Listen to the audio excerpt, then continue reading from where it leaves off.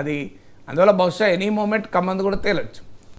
సరే, బీఆర్ఎస్ కాంగ్రెస్ హామీలు అమలు చేయట్లేదని చెప్పేసి బీజేపీ నేతలు చెప్తున్నారు. బీజేపీ అసలే చేయలేదని చెప్పేసి బీఆర్ఎస్ నేతలు కాంగ్రెస్ పార్టీకి సంబంధించిన నేతలు చెప్తున్నారు.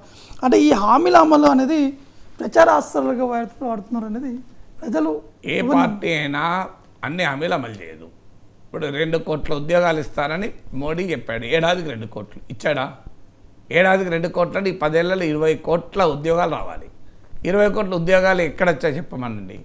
అప్పుడు మోడీని G-News-లో అడిగారు ఎవరు, మీరు ఇలా అన్నారు కదా అంటే ఆయన ఒక ఉదాహరణ చెప్పాడు. మీ G-TV ఆఫీస్ ఎదురుగా పకోడీ వేసుకుంటున్నారు, ఆ పకోడీ వేసుకోవడం కూడా ఉద్యోగమే కదా అన్నాడు. కానీ మోడీ ప్రామిస్ చేసినప్పుడు దేశ ప్రజలు ఆయనకు ఓటేసినప్పుడు 2014లో పకోడీలు, మిరపకాయ బజ్జీలు, ఆలు బజ్జీలు వేసుకునే ఉద్యోగాలు ఇస్తారని అనుకోలే కదా. 2 కోట్ల ఉద్యోగాలు ఇస్తారంటే కొంత quality employment, salaried employment, durable employment, అంటే కాస్తంత గౌరవప్రదమైనటువంటి ఆదాయాన్ని తెచ్చేటువంటి ఉద్యోగాలు వస్తాయని కదా ఆశపడ్డది. సో మూకుడు పెట్టుకొని నూనె వేసుకొని మిరపకాయ బజ్జీలు, ఆలు బజ్జీ, కట్ మిర్చి, పకోడీ ఇవి వేసుకునే ఉద్యోగాలని చెప్పలేదు కదా. మరి ప్రైమ్ మినిస్టర్ స్టేట్మెంటే ఇది కదా, ఓపెన్గా అందరూ తెలుసు కదా. సో ప్రధానమంత్రి 2014 ఎన్నికలకు ముందు చెప్పలేదా, మేము విదేశాల నుంచి నల్లధనాన్ని తీసుకొస్తాం, అది ఒక్కొక్కరి అకౌంట్లో 15 లక్షల వరకు కూడా వేయచ్చు అని. దానిపైన బీజేపీ వాదన ఏంటంటే అలా అనలేదని. ఎలా అన్నా మీనింగ్ అయితే అదే కదా, 15 లక్షలు వేస్తారని అనలేదు, 15 లక్షలు వేయగలుగుతామని అన్నారనుకుందాం. మరి విదేశాల నుంచి ఈ 10 ఏళ్లలో ఎంత ధనం తీసుకొచ్చారు లెక్కలు చెప్పమనండి. విదేశాల నుంచి ధనం తీసుకురావాలి కదా, తీసుకొచ్చారా? సో డిమానిటైజేషన్ అమలైతే అసలు నల్లధనం 3 లక్షల కోట్లు బయటకు వస్తుందని చెప్పి సుప్రీంకోర్టుకు అఫిడవిట్ వేశారు కదా, వేరే బయట చెప్పడం కాదు. మరి 3 లక్షల కోట్ల నల్లధనం ఏం దొరికింది చెప్పమనండి. ఎవరి దగ్గర దొరికింది? డిమానిటైజేషన్ తర్వాత 99% నల్లధనం మొత్తం బ్యాంకులకు వచ్చి వైట్ మనీ అయిపోయింది కదా, బ్లాక్ మనీ మొత్తం వైట్ మనీ అయిపోయింది. ఇచ్చిన ప్రామిస్ ఏంది? ముకుల్ రోహ్తగి ఆనాటి అటార్నీ జనరల్ భారత సుప్రీంకోర్టుకు అఫిడవిట్లో చెప్పారు, 3 lakh crores బ్యాంకులకు రాదు, ఇది బ్లాక్ మనీ, ఇది దొరికిపోతుంది, ఇది దేశ అభివృద్ధికి ఉపయోగపడుతుందని. మరి 3 lakh crores ఎవరి దగ్గర పట్టుకున్నారో చెప్పండి. బ్యాంకుల్లో పడ్డా కూడా మేము పట్టుకుంటాం వాళ్ళు అన్నారు. డిమానిటైజేషన్ వల్ల పట్టుకున్న 5 పేర్లు చెప్పండి, నేను ఛాలెంజ్ చేస్తాను.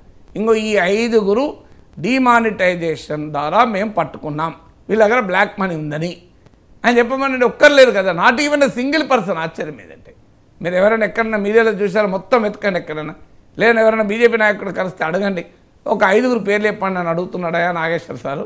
డిమానిటైజేషన్లో దొరికిన 5 బ్లాక్ మనీ హోల్డర్స్ ఎవరు లేరు కదా. సో మరి ఇవన్నీ ప్రామిసెస్ అమలు కాలేదు కదా. అదంతెందుకు 2014 ఎన్నికలకు ముందు మహబూబ్ నగర్లో మాట్లాడుతూ సుష్మా స్వరాజ్ రాబోయేది మన ఎన్డీఏ ప్రభుత్వం, పాలమూరు రంగారెడ్డి ఎత్తిపోతల పథకానికి జాతీయ హోదా ఇస్తాం అని హామీ ఇచ్చారా లేదా? వెనక్కి చూడండి, 2014 ఎన్నికల ప్రచారంలో పాలమూరు సభలో సుష్మా స్వరాజ్ అన్నారా లేదా? మరి వచ్చిందా మనకు? సో మా జాతీయ హోదా వచ్చిందా? సో అందువల్ల హామీలు బీజేపీ అమలు చేయని ఉంటాయి, బీఆర్ఎస్ అమలు చేయని కూడా ఉంటాయి. ఇప్పుడు బీఆర్ఎస్ ప్రతి దళితుడికి 3 ఎకరాల భూమి ఇస్తామన్నారు, ఇచ్చారా? ఈ 10 ఏళ్లలో ఎక్కడన్నా 3 ఎకరాల భూమి ఇచ్చారా? సో అలాగే నిరుద్యోగ భృతి ఇస్తామన్నారు, నిరుద్యోగ భృతి ఇచ్చారా? నిరుద్యోగ భృతి 5 ఏళ్ళు అయిపోయింది కదా, ఎక్కడ ఇచ్చారు? కేజీ టు పీజీ ఉచిత విద్య అమలు చేస్తామన్నారు, అమలు చేశారా? ఉచిత విద్య కేజీ టు పీజీ ఉందా ఇవాళ తెలంగాణలో? మేము రెసిడెన్షియల్ స్కూల్ పెట్టాం కదా అన్నారు. రెసిడెన్షియల్ స్కూల్ కేజీ కాదు పీజీ ఉండదు అన్న, కేజీ ఉండదు పీజీ ఉండదు, మధ్యలో మొదలైతే మధ్యలో ఆగిపోతుంది. సో అందువల్ల బీఆర్ఎస్ అమలు చేయని హామీలు ఉన్నాయి కదా. ఈవెన్ రుణమాఫీ కూడా వడ్డీలకే సరిపోయింది కదా, పూర్తిగా హామీ అమలు కాలేదు కదా. సో అందువల్ల డబుల్ బెడ్రూమ్ ఇల్లు ఇస్తాం అందరికీ అన్నారు, ఎంతమందికి ఇచ్చారు చెప్పండి? ఇచ్చిండే ఎన్నికలు హామీలను అమలై ఉంటే ఎన్నికలకు ఓడిపోయే వాళ్ళకి కాదు కదా. అందువల్ల బీఆర్ఎస్ హామీలైనా ఇంటికో ఉద్యోగం వస్తుంది. తెలంగాణ ఉద్యమ కాలంలో పెద్ద ఎత్తున ప్రచారం చేశారు కదా, మేము అలా అనలేదని అంటున్నారు. కానీ అలాంటి ఆశల్ని రేకెత్తించారా లేదా మీరు తెలంగాణ ఉద్యమ కాలంలో? అందుకే ఇప్పుడు బీఆర్ఎస్ అధికారంలోకి వచ్చిన తర్వాత నోటిఫికేషన్లు ఇచ్చి ఉద్యోగాలు ఇచ్చినా కూడా జనం యాక్సెప్ట్ చేయలేదు. మీరు చెప్పింది ఎక్కువ, ఆశ కల్పించింది ఎక్కువ అన్నారు కదా. అందువల్ల ఈ బీఆర్ఎస్ అయినా బీజేపీ అయినా 10 ఏళ్ళు అధికారంలో ఉన్నప్పుడు వాళ్ళు కూడా అమలు చేయని ఉన్నాయి. ఇప్పుడు కాంగ్రెస్ ప్రభుత్వం వచ్చి అధికారంలోకి వచ్చి కొన్ని నెలలు అయింది, డిసెంబర్ 4 నెలలు అయిపోయింది. ఈ 4 నెలల్లో వీళ్ళు కరెక్టే, డిసెంబర్ రుణమాఫీ అప్పుడే అమలు చేస్తామన్నారు, చేయలేదు. పంట బోనస్ నెక్స్ట్ ఇయర్ నుంచి ఇస్తామంటున్నారు, రుణమాఫీ ఆగస్టు 15 నుంచి అని అంటున్నారు. ఈ హామీలు అమలు కాలేదు, ఇంకా కొన్ని 6 గ్యారంటీలు కొన్ని అమలైనాయి, కొన్ని అమలు కాలేదు అనేది కాంగ్రెస్ పార్టీ పైన విమర్శ. నిజమే, ఈ సమయంలో కొన్ని అమలైనా కొన్ని అమలు కాదు. ఇప్పుడు ప్రజల ముందు అమలు కాని హామీలు, 10 ఏళ్ళలో అమలు కాని హామీలు ఉన్నాయి, 10 ఏళ్లలో అమలు కాని హామీలు ఉన్నాయి, 4 నెలల్లో అమలు కాని హామీలు కూడా ఉన్నాయి. కాంగ్రెస్ పార్టీ కూడా అమలు చేయని హామీలు ఉన్నాయి, ఎవరెవరు అంటలేరు. సో కానీ నిరుద్యోగ భృతి పైన బీఆర్ఎస్ నాయకులు అడిగినప్పుడు ఏం చెప్పారు? మాకు పవర్ 5 ఏళ్ళ కొరకు ఇచ్చారు, 5 ఏళ్ళ లోపు అమలు అవుతుంది. డబుల్ బెడ్రూమ్ అడిగినప్పుడు ఏం చెప్పారు? మాకు పవర్ 5 ఏళ్ళ కొరకు ఇచ్చారు, 5 ఏళ్ళ లోపల అమలు చేస్తామన్నారు. మరి మీకే కదా కాంగ్రెస్ కూడా 5 ఏళ్ళే పవర్కి ఇచ్చారు కదా, 5 ఏళ్ళ లోపు అమలు కాకపోతే అడగాలి తప్ప 5 నెలలు కూడా కాకముందు ఎట్లా అడుగుతారు అనే క్వశ్చన్ అయితే వస్తుంది కదా.